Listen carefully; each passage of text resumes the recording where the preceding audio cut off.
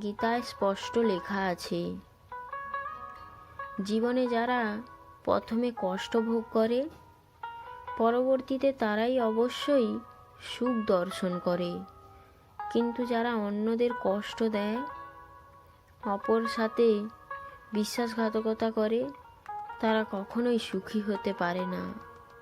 রাধে রাধে।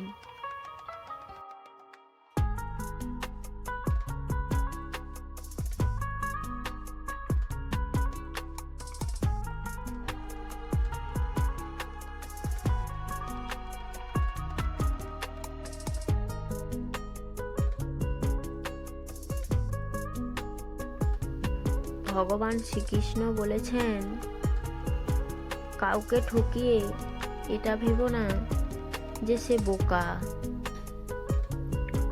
বরং এটা ভাবুন সে আপনার উপর কতটা ভরসা করেছিল। শুধুমাত্র গরিব হওয়ার জন্য কারো সাথে সম্পর্ক ছিন্ন করবেন না, কারণ যতটা সম্মান আপনি একজন গরিব মানুষের ঘরে পাবেন, ততটা সম্মান একজন ধনী ব্যক্তির ঘরে কখনোই পাবেন না। রাধে রাধে।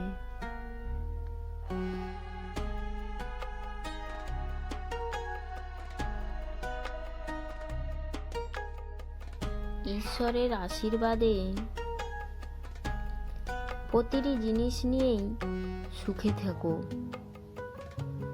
কারণ ঈশ্বর ওটা দেয় না যেটা তোমার ভালো লাগে, ঈশ্বর বরং ওটাই দেন যেটা তোমার জন্য ভালো।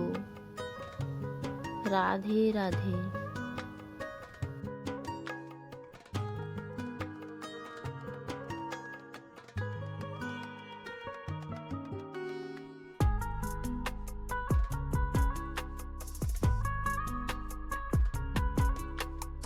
একদিন রাধা কৃষ্ণকে জিজ্ঞাসা করল যে, প্রভু, আমি তোমার কোথায় আছি? কৃষ্ণ বলল, তুমি আমার শরীর, মন এবং আত্মা সব জায়গাতেই আছো। এটা শুনে রাধে বলল, তাহলে আমি শুধু কোথায় নেই প্রভু? তুমি আমার ভাগ্যে নেই। রাধে রাধে।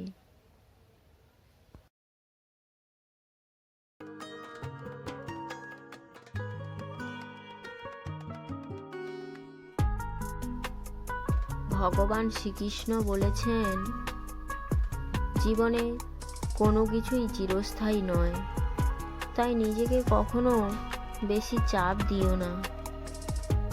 পরিস্থিতি যখনই খারাপ হোক না কেন, তা সব একদিন ঠিক হয়ে যাবে। রাধে রাধে।